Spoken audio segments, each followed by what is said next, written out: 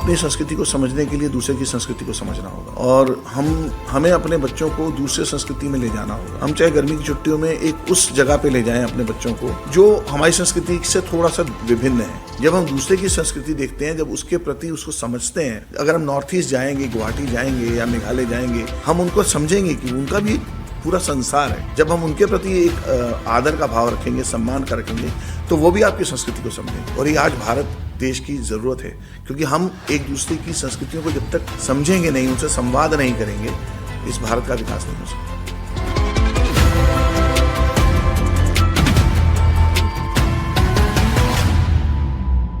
नमस्कार दोस्तों, भारत विक्रम के इस नए एपिसोड में आप सभी का स्वागत है। आज हमारे साथ एक ऐसे कलाकार मौजूद है जिन्होंने 2001 में राष्ट्रीय नाट्य विद्यालय से अपनी शिक्षा प्राप्त की है। वर्ष 2011 में संगीत नाटक अकादमी का प्रतिष्ठित पुरस्कार प्राप्त किया है और संस्कृत नाटकों में अपने प्रयोगों के लिए जाने जाते हैं। तो आइए स्वागत करते हैं रामजी बाली जी का। स्वागत है आपका। धन्यवाद। जैसे कि हमने आपके बारे में सुना है, आप विशेष नाट्य शैली में काम करते हैं, तो हम कुछ उसके बारे में पहले जानना चाहेंगे। विशेष नाट्य शैली भी कहा जा सकता है, और वो एक बहुत प्राचीन हमारी जो नाट्य पद्धति है जिसका नाट्य शास्त्र में जिक्र है। हम उस शैली पर काम करने का प्रयास करते हैं जिसमें हम कालिदास, भवभूति, भास, इस तरह के जो हमारे आदि कवि कहे गए हैं उनके नाटकों पर हम काम करने का प्रयास करते हैं। उसी कड़ी में कल हमारा जो यहाँ विक्रमोत्सव और भातरंग महोत्सव की जो संयुक्त ये नाट्य महोत्सव चल रहा है, उसमें एक नाट्य का मंचन हुआ, चारुदत्तम। उसी कड़ी में हमने भास का नाटक है जिसको किया। आपकी सफ़र की शुरुआत कैसे हुई? क्योंकि मैं एक छोटे शहर से आता हूँ, तो मेरे सफ़र की शुरुआत भी कहें कि हम फिल्मों से पहले प्रभावित हुए, लेकिन हम जिस प्रदेश में उसका कोई अपना रीजनल सिनेमा नहीं था, लेकिन हम बचपन से रामलीला देखते थे, करते थे, तो उससे अभिनय के प्रति एक लगाव था कह सकते हैं। तो कॉलेज तक आते आते समझ आने लगा कि इसमें अगर काम करना है तो एक प्रॉपर ट्रेनिंग होनी चाहिए। तो उसी ट्रेनिंग के मद्देनज़र हमने राष्ट्रीय नाट्य विद्यालय की तरफ रुख किया और सौभाग्य से हमारा वहाँ चयन हुआ 1998 में, और 2001 में मैं वहाँ से एज एन एक्टर मैंने ग्रेजुएशन किया, और उसके बाद से यात्रा चल रही है। फिर अपना थिएटर ग्रुप चलाया और 50 संस्थाओं के साथ काम किया, अभी भी काम कर रहे हैं। जैसे कि आपने अभी मेंशन किया राष्ट्रीय नाट्य विद्यालय, तो उसका अनुभव आपका कैसा रहा? नेशनल स्कूल ऑफ ड्रामा एक यूनिक इंस्टीट्यूट है, मुझे लगता है पूरी दुनिया में, और वहाँ के जितने भी स्नातक हैं सबका अनुभव बहुत यूनिक रहता है, क्योंकि वो एक टोटल थिएटर की एक दुनिया है जहाँ पे हम हॉस्टल में रहते हैं, स्कूल में काम करते हैं, और रात दिन सिर्फ नाटक और नाटक के बारे में बातचीत होती है, उसी को पढ़ते हैं, उसी को अभ्यास करते हैं, और बहुत अच्छे हमें वहाँ टीचर्स मिले। और मैं कहना चाहूँगा कि हमारे जो सीनियर जूनियर थे उनसे भी हमने बहुत कुछ सीखा, क्योंकि सब अलग अलग प्रदेश से आते हैं। उस ज़माने में 20 सीट होती थी टोटल ऑल ओवर इंडिया से, तो जो 20 लोग आते थे अलग अलग प्रदेशों से होते थे, कोई तमिलनाडु से, कोई मणिपुर से, कोई कर्नाटका से, कोई मध्य प्रदेश से, कोई राजस्थान से। तो जब विविध प्रदेशों के जो अच्छा टैलेंट वहाँ पहुँचता था, तो हम सब एक दूसरे से ज़रूर सीखते थे, और वो आज भी वहाँ पे ये सब पद्धति कायम है। जी। अभी तक आपने कितने नाटकों का परफॉर्मेंस किया है? ये अक्षरशः कहूँ तो ऐसे याद नहीं है, लेकिन मोटे तौर पे कहूँ तो 60-65 नाटक तो मैं डायरेक्ट कर चुका हूँ, और अभिनय का मैं अब क्या बताऊँ 31 साल में कितने नाटक कर चुके, उसकी गिनती अब तो कर नहीं सकते।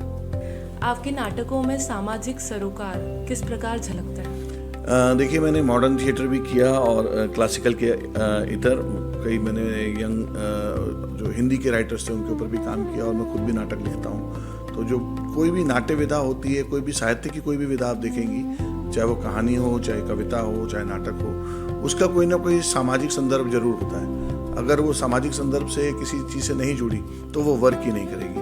तो अगर आप कोई भी कृति पढ़ेंगी आपको वो छुएगी ही नहीं, उसका कोई एक एंगल ज़रूर होगा। तो मुझे नहीं लगता कि कोई भी ऐसा नाटक है जो सामाजिक सरोकारों से ना जुड़ा रहा हो। इवन हमारे यहाँ एक भ्रांति फैला दी गई कि हमारा जो शास्त्रीय नाट्य है वो आज के समाज से नहीं रिलेट करता, मुझे राष्ट्रीय नाट्य विद्यालय का जो सेंटर है, बनारस सेंटर, उसका पहला निदेशक होने का सौभाग्य मिला। तो मैं 5 साल वहाँ डायरेक्टर था और वहाँ काम करते वक्त मुझे कालिदास के तीनों नाटकों को डायरेक्ट करने का भी अवसर मिला। तो जब मुझे ये अवसर मिला तो मैंने देखा कि कालिदास के नाटक भी आज इतने प्रासंगिक हैं जिनका कोई हम कार्बन डेटिंग की बात करें तो 2,500-3,000 हज़ार साल पहले का कोई नहीं बताता। तो जब इतने हमारे पौराणिक जो पुराने नाटक कहे गए उनमें भी सामाजिक संदर्भ है, तो आजकल का कोई भी नाटककार लिखेगा तो बिना सामाजिक संदर्भ के कहीं खला में तो लिखेगा नहीं, तो वो रहता ही है। और अगर हम और ख़ासकर आप देखेंगे जो भी अदर फॉर्म में हो, डांस में हो, पेंटिंग में हो, किसी में भी हो, उसका मैं इतना दावे से नहीं कह सकता, लेकिन जो भी थिएटर में होगा उसका सामाजिक सरोकारों से जरूर संबंध होगा, तभी वो थिएटर में है। ड्रामा राइटिंग और drama directing which is more challenging? क्योंकि मैंने थिएटर की प्रैक्टिस की, सीखा, उसका प्रयोग किया, लेकिन राइटिंग एक ऐसी चीज़ है कि कोई मैंने कोर्स नहीं किया, वो मेरे अनुभव से मुझे आया। और मेरे को लिटरेचर का मैं एक विद्यार्थी रहा हूँ, आज भी लिटरेचर पढ़ता हूँ। तो कभी कभी ऐसी चीज़ें सामने आ जाती हैं कि खुद जब कोई चीज़ करनी पड़ जाए, कोई अच्छा नाटक नहीं मिला, अचानक कहीं से कोई ऑफर भी आ गया कि हम इस पर कोई करवाना चाहता है, तो उस लिटरेचर को डिटेल में पढ़ा और फिर उस पर क्योंकि नाटक करने का अभ्यास था तो शायद वही काम आया और नाटक लिखना भी शुरू हो गया। तो इसी कड़ी में 8-9 नाटक ऐसा संयोग बना कि मैं आज तक लिख पाया हूँ और उसको मंचन भी हम करते रहते हैं समय समय पर। तो पहले 2 नाटकों में थोड़ा भय था, कॉन्फिडेंस नहीं होता कि लोगों को कैसा लगेगा, भाई हम नाटककार तो है नहीं, सीजन नाटककार तो है नहीं, हम सही लिख रहे हैं, गलत लिख रहे हैं। लेकिन जब उसको दर्शकों ने सराहा तो थोड़ा सा आत्मविश्वास बढ़ा, समझ बढ़ी कि हाँ हम शायद ठीक ट्रैक पे काम कर रहे हैं और उस पर आगे काम करने का मौका मिला। तो दोनों में मज़ा आता है, मुझे डायरेक्शन में भी आता है और नाटक लिखने में भी आता है। नाटकों के साथ साथ आपका जुड़ाव टीवी सिनेमा से भी है, तो इन दोनों चीज़ों को आप कैसे देखते हैं? देखिए, दोनों विभिन्न माध्यम होते हुए भी मुझे लगता है कि काफ़ी नज़दीक है, क्योंकि दोनों में सारी कलाओं का प्रयोग होता है। सिनेमा जो है एक डिजिटल माध्यम है, क्योंकि वो लाइव माध्यम नहीं है, सिर्फ इतना फ़र्क है। चाहे अभिनय देख लीजिए, अभिनय वहाँ भी करते हैं, मंच पे भी करते हैं, स्क्रिप्ट वहाँ भी चाहिए, यहाँ भी चाहिए, ये लाइटिंग जैसे यहाँ हो रखी है वहाँ भी चाहिए, ड्रामा में भी चाहिए और फिल्म में भी चाहिए। तो बहुत ज़्यादा फ़र्क है नहीं, हाँ उसकी डिग्री का फ़र्क है। आपका क्लोजअप लगाया तो आपको कितना एक्सप्रेशन देना है। नाटक में तो एक ही फिक्स स्टेज है ना, और 400 लोग, 500 लोग, 300 लोग, जो भी जिस प्रकार का ऑडिटोरियम है उस प्रकार से आप अभिनय कर रहे हैं, तो उसमें तो एक ही मास्टर शॉट लगा है और आपको उसके हिसाब से ही करना है। लेकिन सिनेमा में क्या है, टेक्नोलॉजी काफ़ी काम करती है, तो उसमें आपका काम आसान भी हो जाता है कई मामले में, क्योंकि आपके पास रीटेक है ना। वहाँ पे स्टेज पे तो एक बार आप अंदर एंटर कर गए तो अब आपको कोई बचाने वाला नहीं है। एक बार आप घुस गए और आपका 1.5 घंटे का कैरेक्टर है तो आप वापस पानी पीने नहीं आ सकते। आप मतलब ये नहीं कह सकते कि मैं अभी, दर्शक बैठे हैं कि मैं अभी आता हूँ 2 मिनट में, है ना। तो जो कि सिनेमा में आप कर सकते हैं, लेकिन सिनेमा की रीच बड़ी है, सिनेमा डिजिटल माध्यम है। सिनेमा के लिए एक बार आपने मेहनत कर ली, वो छप गया अच्छा वाला परफॉर्मेंस, अब उसकी मल्टीपल कॉपीज बना के उसको सारी दुनिया में एक रात में आप अपलोड कर सकते हैं और सारी दुनिया उसको देख सकती है, उसको बार बार देख सकती है और फिर एज एन एक्टर आपको कुछ करने की जरूरत नहीं है। तो उस तरीके से उसकी पावर ज़्यादा है। ये तो एक समय में एक ही फिक्स दर्शकों के सामने हो रहा है, और अगर आपको वही अभिनय दोबारा करना है तो आपको कल दोबारा उस शो का आयोजन करना होगा, दोबारा वो 300-400 दर्शक जुटाना होगा, दोबारा वो सारी लाइटिंग करनी होगी, दोबारा वो सारी चीज़ों को आपको परफेक्ट करना होगा जो आप कल किए हैं। और ज़रूरी नहीं कि अगला शो उससे अच्छा हो सकता है वो 19 हो। लेकिन सिनेमा में हम क्या करते हैं कि जो हमारा बेस्ट होता है हम उसको काट के लगाते हैं। तो उस दिशा में, उस दृष्टि से देखें तो सिनेमा एक बड़ा माध्यम है, उसका स्पैम बड़ा है। और अगर हम कनेक्टिविटी की बात करें तो थिएटर बड़ा है, क्योंकि थिएटर में आप सही कर रहे हैं गलत करें अभी तुरंत पता चलेगा आपको, अभी ताली बजेगी या अभी उबासी की आवाज़ आएगी। वो सिनेमा आज किया है और 1 साल बाद रिलीज होगा, तब आपके पास वो इमोशन नहीं रहता है कि आपने कर दिया, वो आज सिनेमा में रिलीज हो रही है या किसी चैनल पे रिलीज हो रही है, तो वो उस तरह वाला रोमांच नहीं रहता जो थिएटर में है।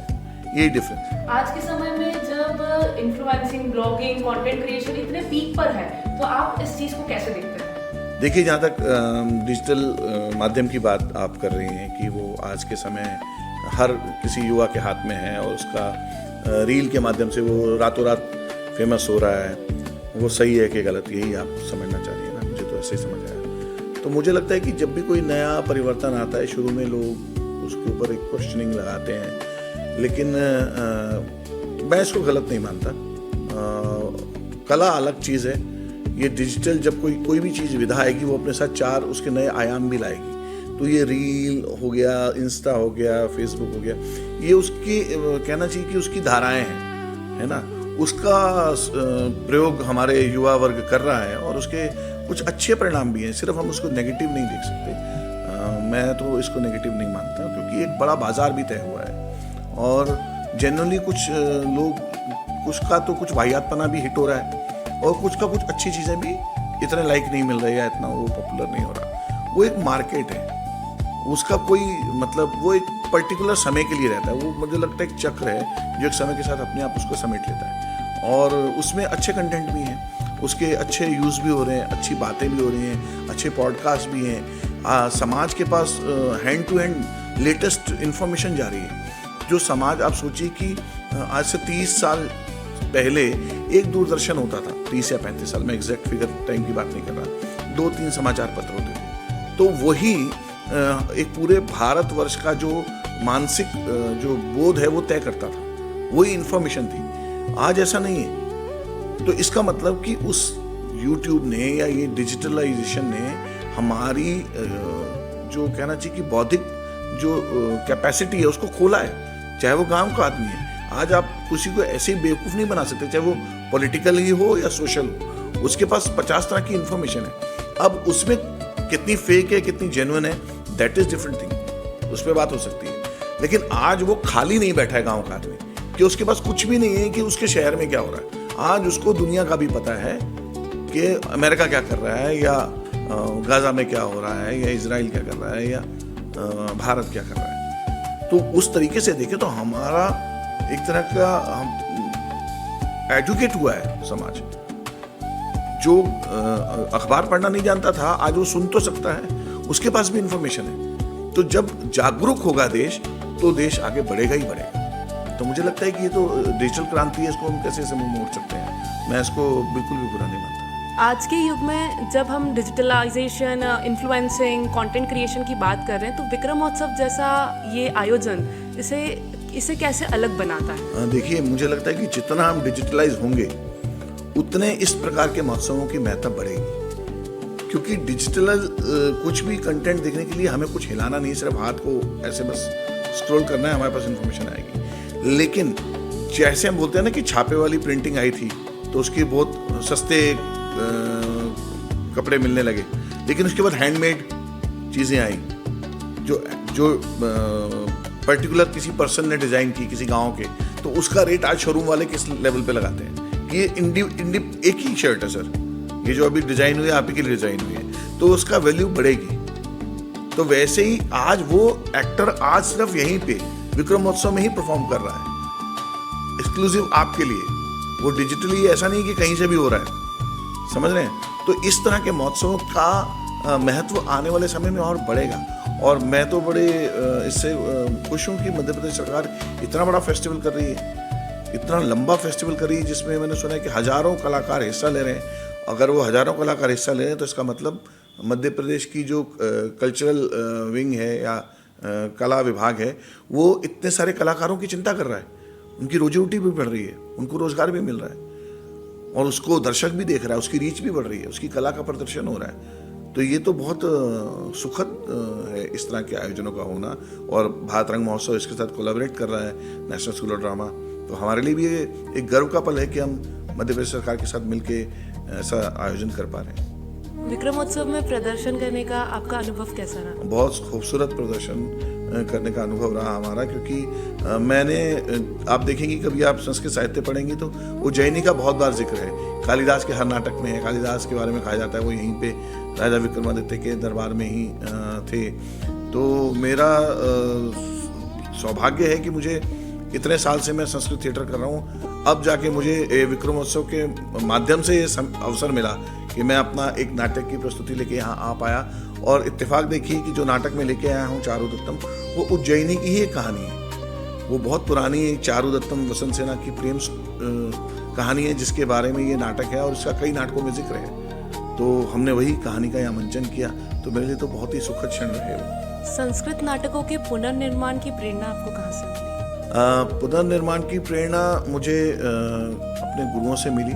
और मुझे पहले लगता था कि ये कभी कभी किसी बड़े आयोजन में कर लेने वाले नाटक हैं, और ये मेरे जैसे कई रंगकर्मियों का ऐसा मानना है और था भी। लेकिन जब मुझे सही माने में जब मुझे बनारस का निदेशक के पद पर कार्य करने का अवसर मिला, तो मुझे इनको ज़्यादा गहराई से समझने का अवसर मिला। तब मैं समझ पाया कि नहीं, ये कोई अछूत नाटक नहीं है, कि कभी कभी किसी आयोजन में कर लिए जाने वाले नहीं है, कि आज की जो हमारी डे टू डे लाइफ है उसके साथ भी बहुत खूबसूरती से जुड़े हुए हैं। और इनके साथ सिर्फ प्रॉब्लम ये हुई कि इनका जो अनुवाद हुआ वो बहुत प्रकांड पंडितों ने किया, जो संस्कृत के बड़े बड़े विद्वान थे, लेकिन वो रंगकर्मी नहीं थे। तो उन्होंने अपना पांडित्य टैलेंट दिखाने के चक्कर में ये हिंदी भी इतनी क्लिष्ट ट्रांसलेट की कि आज का यूथ उससे जुड़ता नहीं है, जबकि कहानियां वो बहुत सरल हैं, हमारे डे टू डे लाइफ से जुड़ी हुई है। अगर उनके ट्रांसलेशन सरल हो जाते तो ये आज बहुत पॉपुलर होता, और आने वाले समय में ऐसा होगा, मुझे विश्वास है। क्या भारतीय नाट्य कला को हमारे सिलेबस में इंक्लूड करना चाहिए?